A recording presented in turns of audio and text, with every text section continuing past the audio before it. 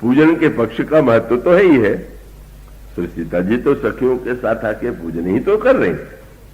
हाँ, ये बात और है कि पूजन वालों को दर्शन बाद में हुआ, और वो एक सखी जो कि चली गई थी वाटिका में घूमने के लिए, तो क्या उसका पूजा में मन नहीं लगता था क्या? पूजा में क्यों नहीं बैठी?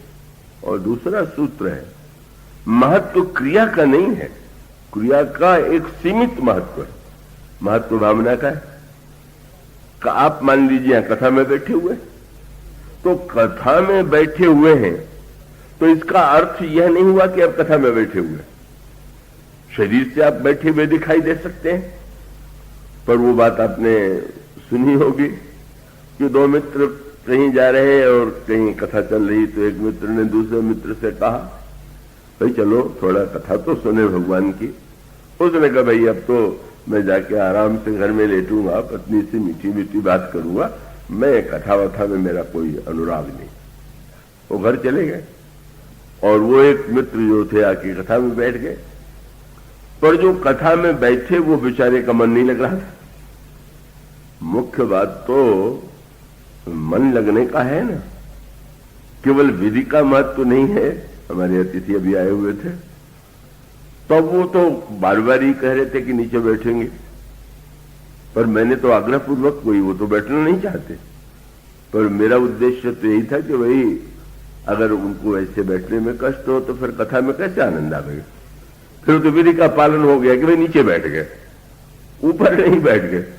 पर महत्व तो ऊपर नीचे बैठने का थोड़ी है। जहां बैठ के आपको ऐसा लगे कि हाँ आप सुन सकते हैं, और मन की एकाग्रता का महत्व है कि स्थान पर बैठ जाने का महत्व है।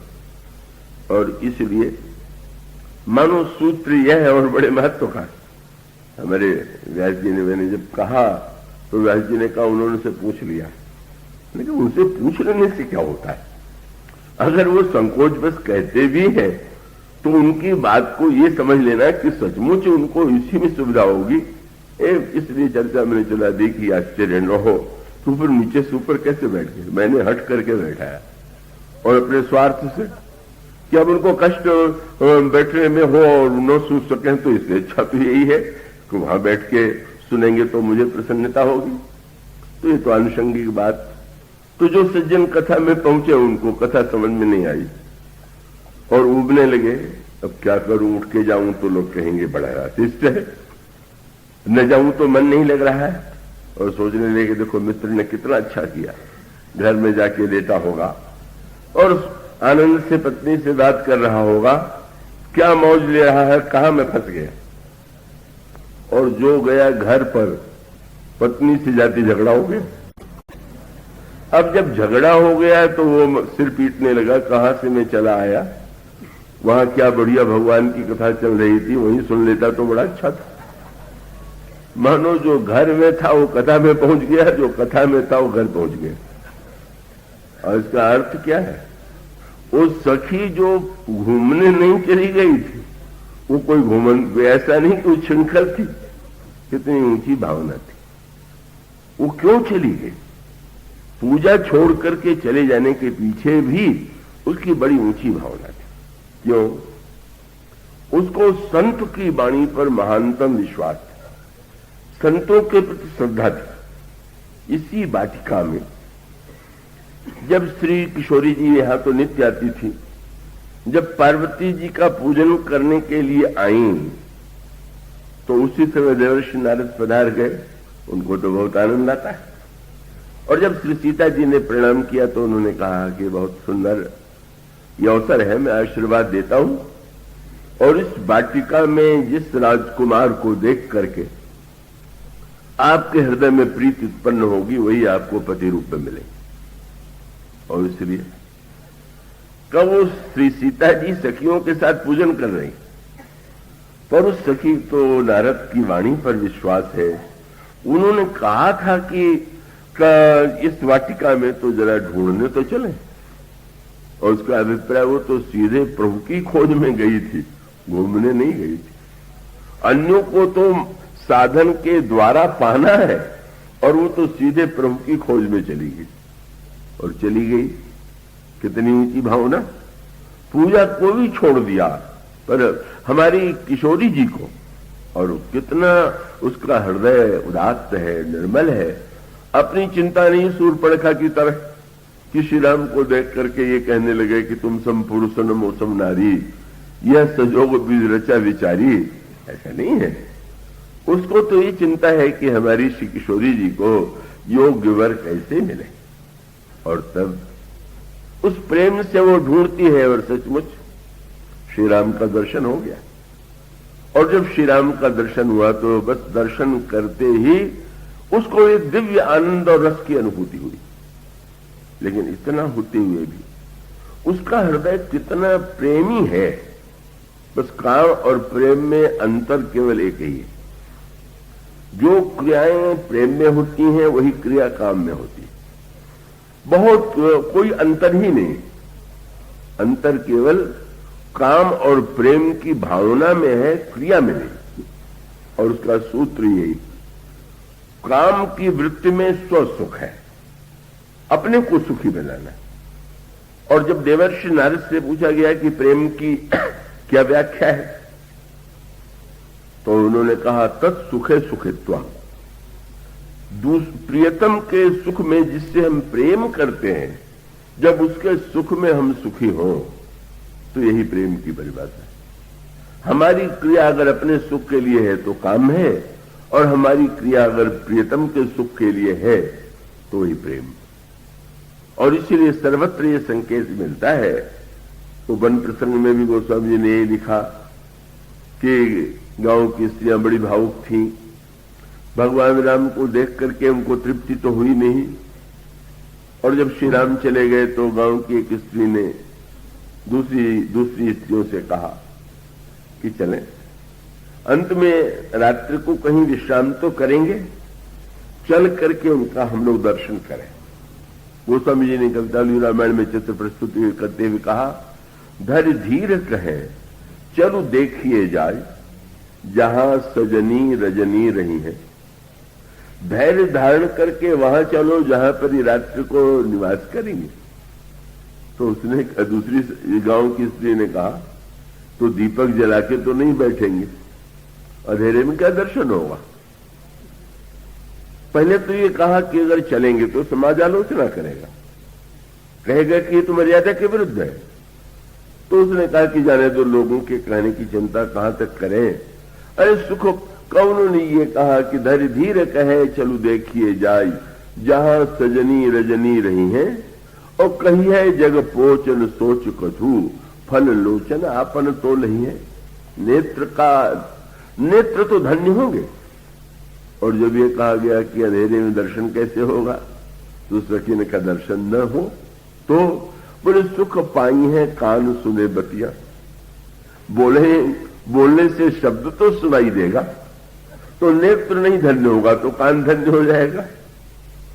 और तब गांव की स्त्री ने कहा कि देखा कितने संकोची हैं। जब वो संकोच के बारे दृष्टि भी नहीं उठाते, तो क्या तुम समझती हो कि हम लोग चलेंगे तो हम लोगों से बात कर सकते हैं क्या? स्वभाव से तो ये लगता है कि हम लोगों से जब दृष्टि उठा के नहीं देखते तो बात क्या करेंगे। और उसकी कितनी ऊंची भावना है उस गांव की स्त्री की। उसने कहा कि बात सुनने में हमें बड़ा सुख मिलेगा, और तुम कहती हो कि तुमसे बात करेंगे कि नहीं करेंगे, तो ये कई बात है। तो कहना ये है उस सखी का, सुख पाई है कान सुने बतियां। अरे कल आपस में कछुतो कहे हैं, आपस में तो बातचीत करेंगे ना। यही है प्रेम की वृत्ति। मानो हमें देखें कि न देखें, हमसे बोलें कि न बोलें, पर वो श्री सीता जी से बोलें, श्री सीता जी की ओर देखें। दोनों एक दूसरे के, दोनों का जो दिव्य दर्शन है एक दूसरे का, उसको देख करके ही सुखी हो जाना, उनके वार्तालाप में ही सुखी हो जाना, यह है प्रेम की दिव्य भावना। और गोस्वामी ने लिखा कि प्रभु तो बड़े अत्यंत स्नेहिल स्वभाव के हैं, एक और मर्यादा पुरुषोत्तम भी है, और दूसरे ओर प्रेमियों के प्रेम के बस में भी तो है। तो प्रश्न तुलसीदास जी से किसी ने किया कि अंत में वो गांव की स्त्रियां गई कि नहीं, जिस सखी ने कहा था वो गई कि नहीं। उससे भगवान राम ने बात नहीं की तो क्या दूसरों बात करते सुन के वो प्रसन्न हो गई? गोस्वामी जी ने कहा कि न, उस सखी को जाना ही नहीं पड़ा, गई भी नहीं, लेकिन अचानक उसकी आंखें मुद गई और मूदने पर अद्भुत दृश्य हुआ। बोले तुलसी अत प्रेम लगी पलक है, पुलकी लख राम हिये मही है।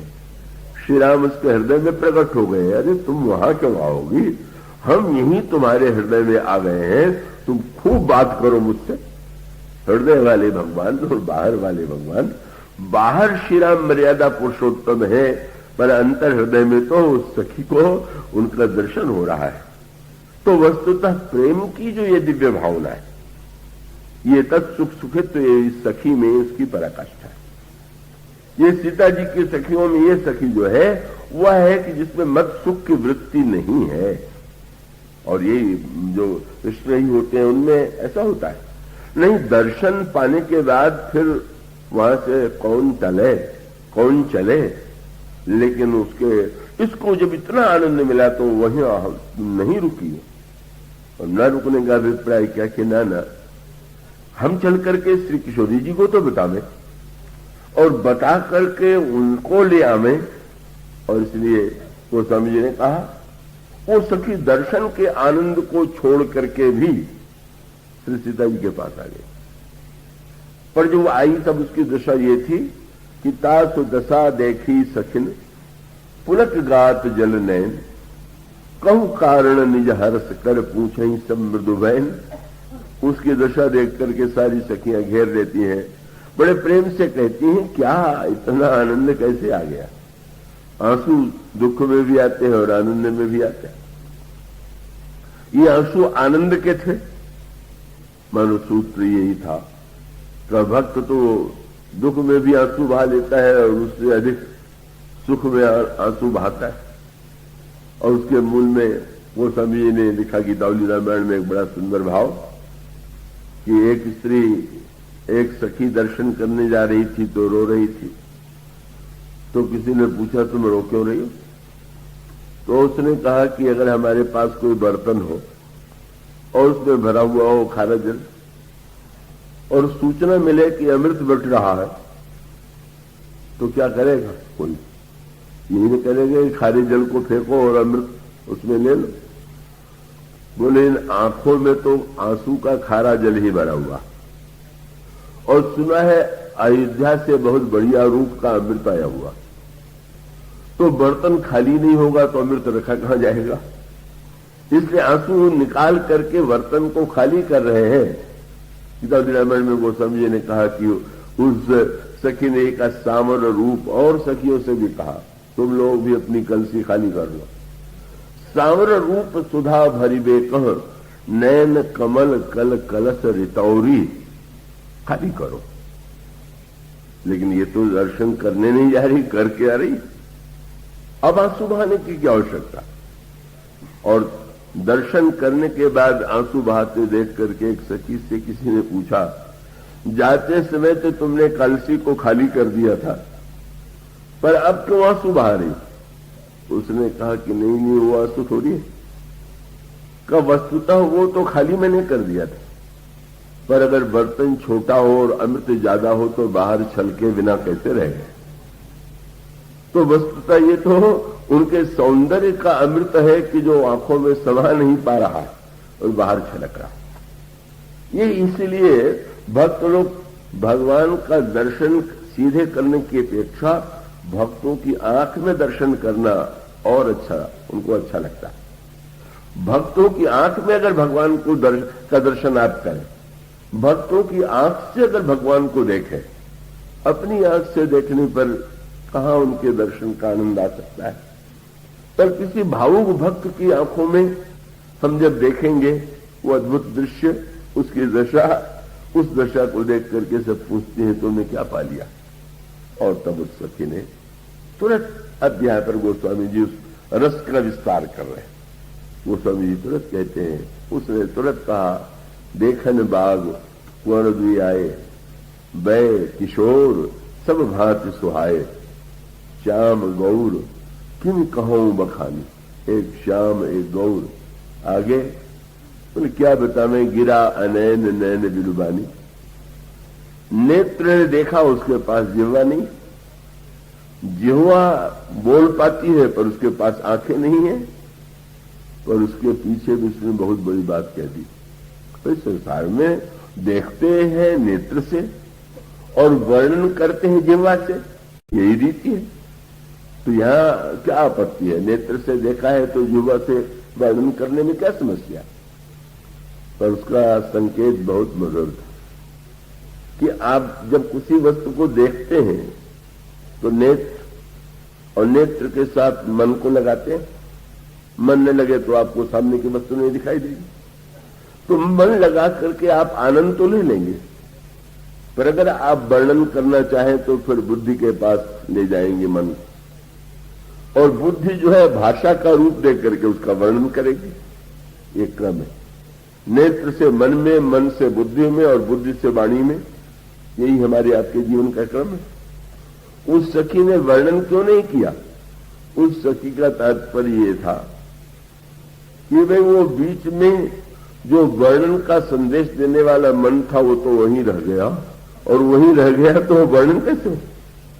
पर जिस सौंदर्य को देख करके भगवान जब किसी की ओर देख लेते हैं और तो उससे कहे भी कि आपके साथ चलेंगे तो कहते नहीं नहीं, लेकिन उसको शरीर से लौटा देते हैं, पर करते क्या? फेरे सब प्रिय वचन कहे ये लाई मन साथ। वो सखी इतने में, इतने संक्षेप में वर्णन किया, और तब मानो धर्म का फल क्या है, मर्यादा का फल माने, मर्यादा का अतिरेक नहीं।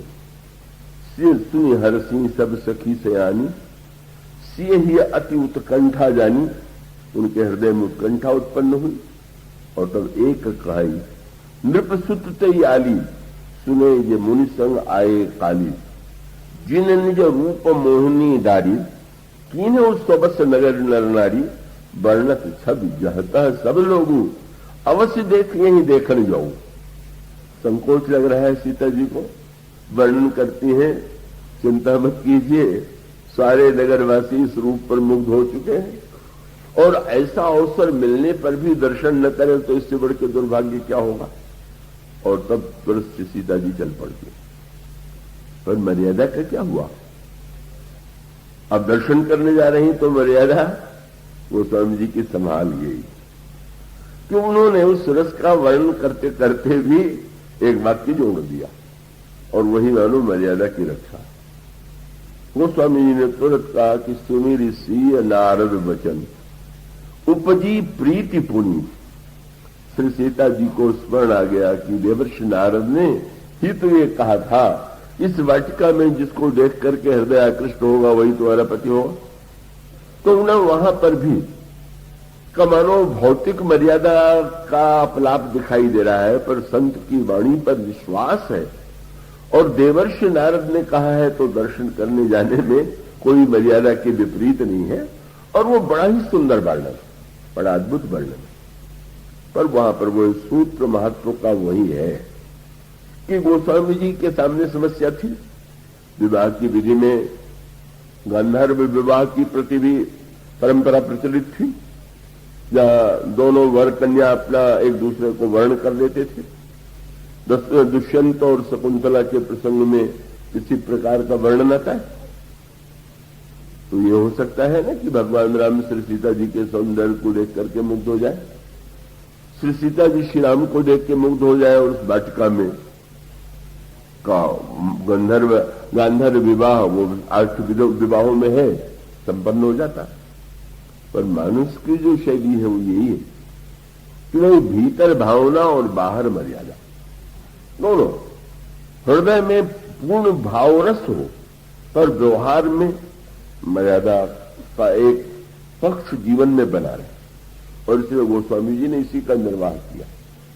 श्री सीता जी श्री राम का उन्होंने विवाह ही नहीं कराया, मिलन भी करा दिया, लेकिन वह मिलन ऐसा मिलन था कि जिसमें न कोई एक दूसरे से बोला, न बहिरंग दृष्टि से वो एक दूसरे से कुछ कहते हैं, न मिलने का तो प्रश्न ही क्या। पर अंतरंग दृष्टि से गोस्वामी जी ने कहा कि अंतर हृदय में क्या हो रहा है। श्री सीता जी ने श्री राम को देखा और देखने के बाद सखियों ने दिखाया वो देखिए वाटिका की आड़ में, और उस समय गोस्वामी जी ने कहा श्री सीता जी जो है लोचन मग राम ही उर आनी। श्री सीता जी नेत्र मार्ग से का वो हृदय में प्रभु को ले आती। मानो बाहर शब्द का उपयोग नहीं, पर अंतर भावना के राज्य में अंतर हृदय में वो बड़े स्नेह से प्रभु को अपने हृदय मंदिर में ले आती। और ले ही नहीं आती, मानो आप जब किसी अतिथि का सत्कार करते हैं तो ले आने के बाद फिर उसकी पूजा करते हैं, उसका सत्कार करते हैं। किसी ने तुलसीदास जी ने कहा बाहर बिना शब्द का आदान प्रदान होते हुए भी हृदय में प्रभु को उन्होंने विराजमान कर दिया, और प्रभु आ गए होंगे तो सत्कार तो उन्होंने किया ही होगा। आगे बताइए, उन्होंने चंदन कैसे लगाया, माला कैसे पहनाई, धूप और दीप और नैवेद्य से कैसे पूजन हुआ। गोस्वामी जी ने इतनी मीठी बात, श्रृंगार की पराकाष्ठा और मर्यादा की पराकाष्ठा। तुलसीदास जी ने कहा मुझे पता नहीं कि पूजन कैसा हुआ। चंदन लाया, माला, धूप, दीप, नैवेद्य आपने हृदय मंदिर में जाते देखा और आगे की विधि नहीं देखी। तुलसीदास जी ने कहा मैं कहां से देखता, क्यों? उन लोचन मग रामे आनी दीनव पलक कपाट से आनी। बड़ी श्यामी है, पलकों का किवाड़ बंद कर दिया, वहां मैं कैसे जाऊं। मानो इतनी पराकाष्ठा उन्होंने कहा, जहां प्रिया प्रियतम अपने अंतःकरण में एक दूसरे से एकाकार हो रहे हैं, कौन सी विधि होगी? वो कैसे कोई व्यक्ति उसको कह सकता है वाणी से?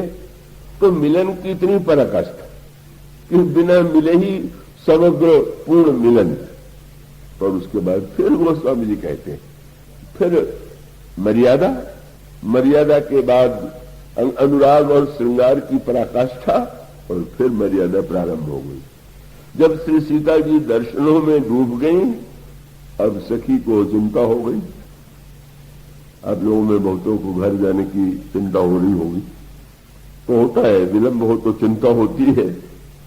अब सखियों को लगने लगा कि मां क्या कहेंगी, बहुत विलंब हो गया है। लेकिन लगता है कि श्री सीता जी इतने आनंद में डूबी हुई है, क्या कहना चाहिए क्या? तो लेकिन वो बड़ी चतुर सखी थी, कह सकती थी कि मां डांटेंगी, मां क्या कहेंगी, चलिए आप विलंब कर रही हैं। पर वो तो भावना शून्य नहीं है, तो बड़ी भावुक है। उसने बड़े प्रेम से सीता जी का हाथ पकड़ लिया और पकड़ करके कहा, पुनी आओ बे यही वीरिया काली, कल फिर आएंगे। कितनी मीठी बात, जाने की बात को महत्व दे करके आने की बात। कल भी आएंगे, कल भी इनका दर्शन होगा, इसलिए कल का प्रलोभन दे करके अब से सीता जी बाहर निकलती हैं। अब मर्यादा का पक्ष का महत्व है, वो स्वामी जी ने कहा, श्री सीता जी ने भी उसे स्वीकार किया। और लिखा हुआ है भयो विलंब मां को भय मानी, विलंब हो गया। अभी तक विलंब का भान नहीं। यही भगवान श्री राम की दशा हुई। जब जनकपुर देखने जाने के लिए गुरुजी से कहने लगे लक्ष्मण नगर देखना चाहते हैं, आपकी आज्ञा हो तो मैं नगर दिखला ले आऊं, अकेले जाएंगे तो शायद बहुत देर कर देंगे, मैं जाऊंगा तो नगर दिखाई तुरंत ले जाऊं। मुनि जी खूब हंसे, देखे कितने शीघ्रता से लाते हो। पर जो वहां गए और जनकपुर के बच्चे अपने अपने घरों को ले जाने लगे। अब भगवान निज निज रुचि सब ले ही बोलाई, सहित स्नेह जाई लो भाई। अब वो प्रत्येक बालक के घर में जा रहे हैं, वहां सत्कार हो रहा है, और बालक कहते हैं कि गुरुजी से आप यही तो कह के आए हैं कि नगर देखना है, तो बाहर देखने से क्या होगा, भीतर भी तो चल के देख लीजिए। और वहां भी विलंब हो गया, श्री राम को भी विलंब हो गया, मर्यादा का अतिक्रमण हुआ, श्री सीता जी को भी विलंब हो गया। पर मर्यादा का अतिक्रमण नीचे भी ले जा सकता है और उससे ऊपर भी पहुंचा सकता है। भगवान राम को विलंब हो गया तो तुरंत जो है, अब जब पूरा जनकपुर वासियों की इच्छा पूरी कर चुके, तब लक्ष्मण से कहते हैं, लक्ष्मण, गुरु जी से तो मैंने कह दिया था कि मैं जल्दी आऊंगा। लक्ष्मण जी ने कहा, चिंता मत कीजिए, उन्हें पहले से पता था कि आप शीघ्रता से नहीं आ पाएंगे। क्यों? बोले, उन्होंने कह दिया था ना कि तुमने मुझसे आज्ञा लिया है तो तुम्हारी मर्यादा तो बहुत अच्छी है। जब उन्होंने पूछा तो गुरु जी ने यही कहा, सुन मुनि से कहा बचन सप्रीति, कस न राम राखो तुम नीति। तुमने पूछा, आज्ञा लिया, तुम नीति और मर्यादा का पालन करने वाले हो। लेकिन हंस करके कहा, और वो शब्द यही था कि धर्म सेतु पालक तुम ताता, तुम धर्म सेतु के रक्षक हो। तो तुमने आज्ञा मांगी तो धर्म सेतु की रक्षा हो गई, पर आगे जो होने वाला है उसकी ओर संकेत कर दिया। बोले, यहां तो तुमने वचन दे दिया, लेकिन जहां जा रहे हो, बोले प्रेम विवश सेवक सुखदाता। प्रेम में तुम स्वतंत्र कहां रह जाते हो? जो सेवक कहता वही तो करने लगते हो।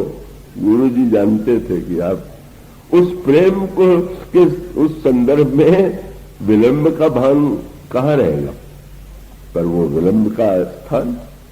और उसके पश्चात गोस्वामी जी कहते हैं, जब चलती भी है तो फिर मर्यादा का स्मरण, फिर ही अपन पाऊं, यू तो बस जाए, मैं पुत्री हूं, पिताजी की प्रतिज्ञा पूरी होनी चाहिए, यह मर्यादा वो स्वामी जी फिर स्मरण दिला देते हैं। और उसका सामंजस्य क्या? फिर से पार्वती जी के मंदिर में जाती, पार्वती जी प्रसन्न होकर के आशीर्वाद देती है, मन जाहि राजहु मिलहि सोबर, सहज सुंदर सावरो, करुणा निधान सुजान शील स्नेह जानत रावरो।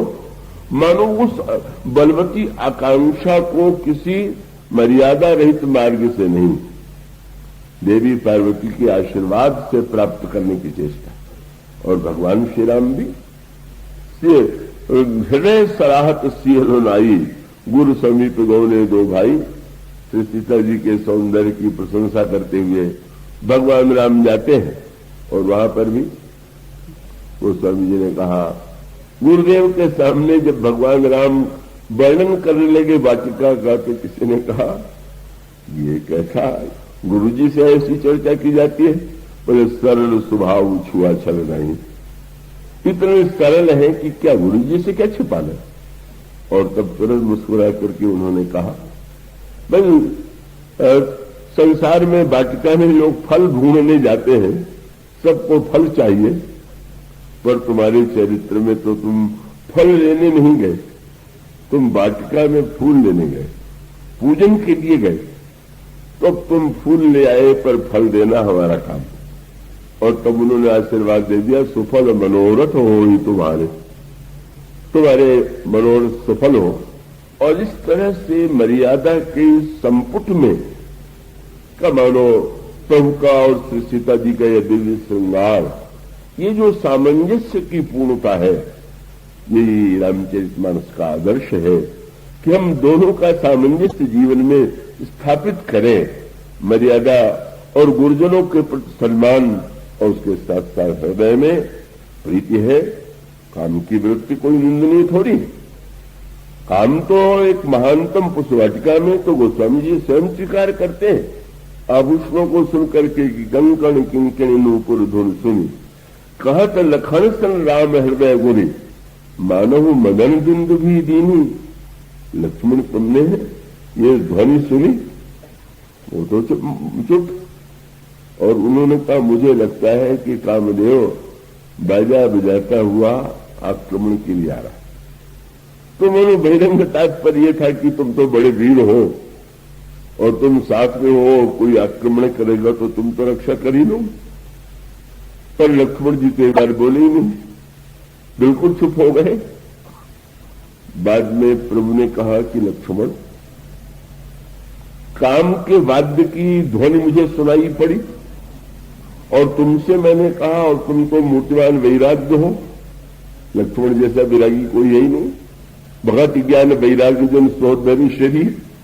तो उस आभूषण की ध्वनि में मुझे जिस काम ध्वनि का भान हुआ, जब मैंने तुम्हें पुकारा तो तुम बोले क्यों नहीं? लक्ष्मण जी ने वाटिका में तो मौन, महामौन ले लिया। धनुष यज्ञ में वो जितने वक्ता हैं पशु वाटिका में उतने मौन। और उन्होंने यही कहा कि प्रभु, जब आपने इस युद्ध का वर्णन किया तो मैंने यही सोचा कि इस युद्ध में तो आपका हार ही जाना अच्छा। तो तुम चाहते हो कि काम के सामने राम हार जाए? उनका महाराज, काम अकेले आता तो आपके सामने क्या आता, मैं ही उसे हरा देता। पर काम ने जब श्री किशोरी जी के आभूषणों का आश्रय ले लिया, चरणों का आश्रय ले लिया, तो आप हार जाए तो ही आपकी शोभा है। और इस तरह से ये मर्यादा और प्रीति का अद्भुत प्रसंग तो भय विलंब। अब इन शब्दों के साथ हम अपने अतिथियों का भी सम्मान करते हुए इस प्रसंग को विराम देते हैं।